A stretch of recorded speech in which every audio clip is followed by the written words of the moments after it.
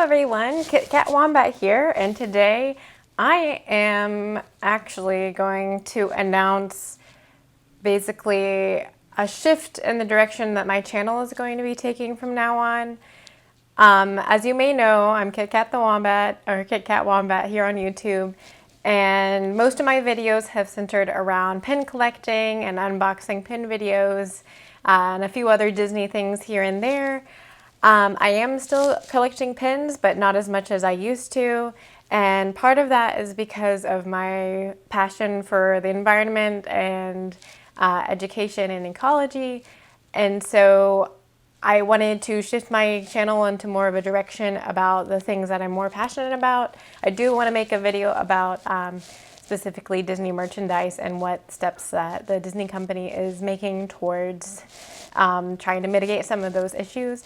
But today, I wanted to start out my first video in my new series or new channel direction about all things environment, Disney conservation, and Disney sustainability and all of that. I wanted to start today with the 2020 Disney Conservation Heroes because actually June 8th, Disney Conservation Fund announced their 2020 Disney Conservation Heroes. And so this is something that they've been doing since 2004. Every year they announce a group of people, individuals, or organizations that they would like to award with the Disney Conservation Heroes Award. So you can only be nominated as a Disney Conservation Hero if you are part of an organization that has received a Disney Conservation Fund grant in the past. But this year there were 51 Disney Conservation Fund recipients and 20 hero awards. At least 9 of the hero awards this year are related to projects that were funded by the Disney Conservation Fund this year. And by this year I mean 2020, because the 2021 ones are still being reviewed. So like I said, there were 20 hero awards this year, and I don't really want to go into depth with every single one of them because I think that that would end up being a really long video, and I'm sure some people are probably as excited about this as I am, but most people maybe don't want to hear the nitty-gritty details of all 20 of these. And then I did want to go into 5 of the awards that I thought were the most interesting to me. So obviously I'm biased, I'm a person, but I did pick ones that I found were kind of unique and seemed to really be good projects. So out of the 20 awards, 16 of those went to individual people, or one of those, it was a pair of brothers. And then the other 4 were awarded to a group as a whole instead of just an individual person. And actually, as far as people of color is concerned, most of the projects actually were awarded to groups or individuals that would be considered people of color. And then I will note that there were 0 female people of color that were awarded the Conservation Award individually. However, there is one group that seems to be mostly led by female people of color. And then there was only one woman that was an individual that got awarded this Hero Award this year. Now, I haven't gone in a deep dive into the 2004 through the 2020 awards given in the years 2004 to 2020 yet. That would be interesting to see if that's an improvement from years past or if it just kind of varies from year to year. And so I will start with Melvin Smith. So Melvin Smith was nominated by Fauna and Flora International, and as far as I can tell, their awards for this person were not related to any recent, so within 2018 through 2020, which are the ones that are publicly on the Disney Conservation Fund website right now. This person's efforts were not related to any of the grants that the Fauna and Flora International received in the last several years. So Melvin Smith is actually a person living in St. Lucia, and he taught himself everything there is to know about the plants both food-wise and native wild plants around the island of St. Lucia.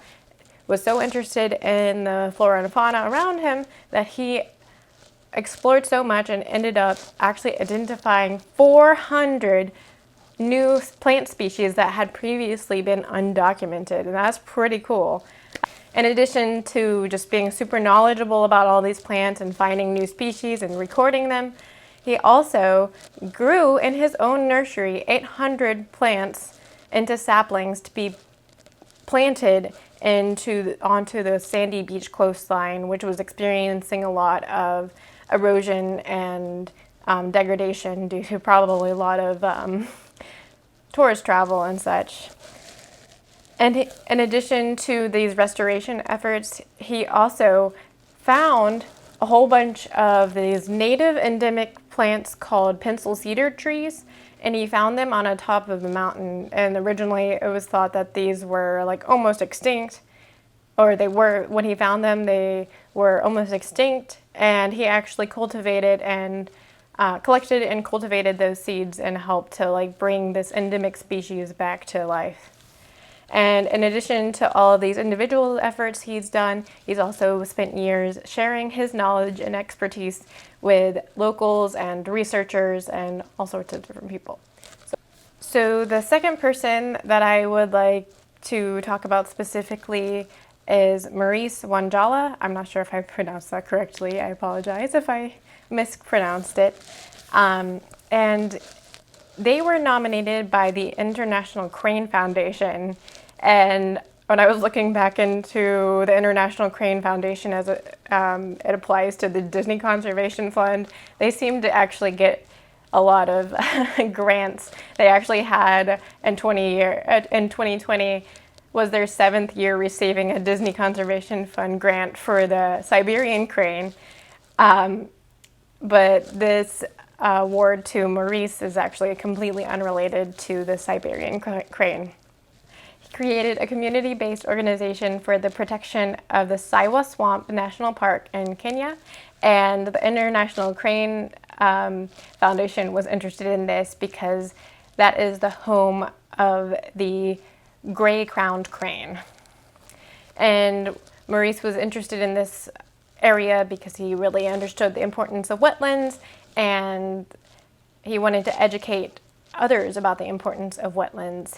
So he educated, as a young person, without any funding and of his own volition, educated people around the area by walking to their homes, their schools, their community centers, and educated the community about the importance of wetlands and gathered support for restoring and protecting the wetlands. And then in 1991, the founder of the International Crane Foundation presumably was in the area looking at the cranes and found him and gave him his first grant of a total of $70.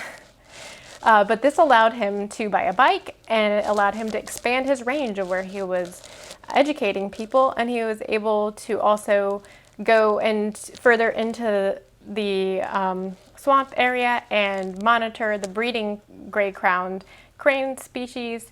And it also allowed him to establish environmental clubs to continue educating and getting people excited about restoring and protecting wetlands. And now he has ongoing support with the International Crane Foundation, and it's allowed him to help establish villager birder clubs throughout the region. It's allowed him to train communities on how to protect breeding pairs of cranes, and again, more education efforts in schools. And he also helped initiate the planting of 1.2 million tree saplings in the Saiwa Swamp National Park wetland. So again, another really cool kind of grassroots thing that this guy he was really passionate about the swamp, and he wanted everybody else to care about the swamp too, and he just did it on his own. So that's really cool. Now the next one is Rahul Delta. Again, I don't know if I'm pronouncing these people's names right. I thought this one was interesting because it kind of takes a different approach from some of the other projects that I saw that were funded and awarded. But Rahul Delta was nominated by the International Rhino Foundation, and unlike the name would imply, they don't just fund research on rhinos. They actually fund other animals throughout the area that they work in. And just like the International Crane Foundation, they have ongoing projects that are funded year after year. And as far as I could tell, again, he is not associated with any of those particular projects.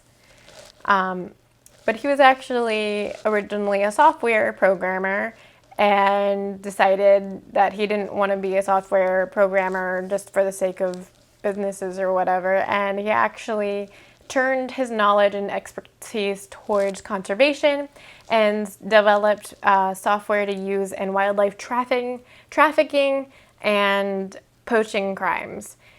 And so after years of working with this and developing these programs, he's led and facilitated crime investigations, including the largest ever seizure of tiger and leopard parts in India. And he's also developed training programs and evidence collection and judicial procedures for park personnel in charge of poachers. So actually coming from the data science angle. And so instead of just focusing on the hands-on nitty-gritty of things, I was actually thinking of bigger picture manipulations and that kind of stuff. So I thought it was good to see that representation as well. Then the next recipient that I wanted to talk about is actually, instead of an individual, is a group of people, which is called the Land of the Snow Leopard Network. And I thought it was interesting because there was actually another recipient that was listed right before this that actually was an individual that was also directly related to snow leopards. But the Land of the Snow Leopard Network was nominated by the Snow Leopard Conservancy. So this is actually a very large organization that spans 12 different countries where the snow leopard lives, and it's an organization of at least 100 people. And it's made up of indigenous cultural practitioners, leaders of religious faiths, and respected elders. And so this is a focus on kind of taking the most respected people in the communities and having them educate the general population about the animals in the area and helping to foster relationships between the people and the animals. A lot of these cases, the reason the people and the communities don't get along with the animals is because animals are threatening their life in some way, usually by either destroying their crops, as with elephants, or with eating their livestock, as with lions and the snow leopards and snakes and all sorts of things, which all of those who are also addressed in some of the other recipients of this award this year. 4 of the countries have teams that manage education in their respective regions, and then spiritual and cultural leaders promote community wildlife and teach all ages, so children and their parents, with multidisciplinary courses and nature clubs to help educate them and build positive relationships with the leopards. This network also monitors biological and cultural data on snow leopards and poaching incidents. And this was really cool to me, is that their efforts are to foster change through combining traditional ecological knowledge with Western science. So we're acknowledging the traditional way of doing things while also implementing modern science where it's needed. For now, I just wanted to talk about these 5 that I found the most interesting. If you want to hear more about it, please comment down below. If you have any other questions or ideas for videos that I could make surrounding Disney's influence in conservation, sustainability, the environment, etc., please let me know in the comments. If you like this video, I'd love it if you could like and subscribe. I know most of my viewers, when I was making pin stuff, were not subscribed to me. Anyways, thank you for your time, and I'll see you next time. Thanks for watching.